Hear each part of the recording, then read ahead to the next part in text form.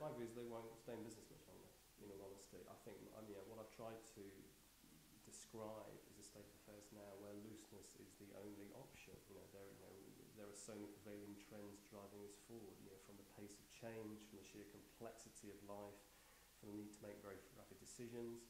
You've got new generations, which are interesting. So you've got, in a sense, a post-boomer generation going into the boardroom with very different expectations about how you run businesses, much more informal.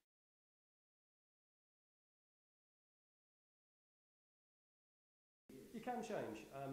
One of the case studies I've talked about briefly in this book and led to my last book was Dell. Now, Michael Dell, by his own admission, is a complete control freak. But Dell has been through a very well-charted road to Damascus transformation from a very bureaucratic organisation run by a complete control freak to a much more open and collaborative culture. He could change, and increasingly, and I quote a number of cases in the book where chief executives have said, look, I can't work by command and control anymore. I've seen the signs. I realise now that the way I've always run this thing doesn't work. I've got to change. Interestingly, actually, the problem is not necessarily at the top of the organisation. I think you tend to get the problem at middle management level. So the chief executive kind of goes, I see what's happening, I need to change. What you've then got is the guys in middle management don't feel they have the freedom, don't have the confidence, don't trust people working for them, and they tend to be the blockage in the system rather than the guy or the woman at the top who I think see the need to change.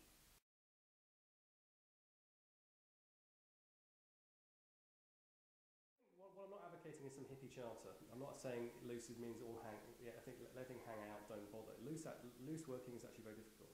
It requires a lot more of a company, a lot more of individuals. Because, you have to build, the systems. You have to build a very strong culture. You don't just sort of turn up one day and scrap everything. I describe it as freedom within a framework. You've got to sort of establish the framework. It's easy in a way to issue a set of rules and pretend that people are going to follow them, than actually to build a strong corporate culture in which people behave in the right way. So I'm trying to get over this idea of looseness as a way of thinking, a way of working, but also looseness as, it's a skill. It's a real skill to have a business that can operate in this way. That you can trust your people to make the right decisions, that you're not overly bureaucratic, that you are agile and fast-moving, without going out of business. Without being irresponsible, and also without recognising that, in many businesses there is legislation.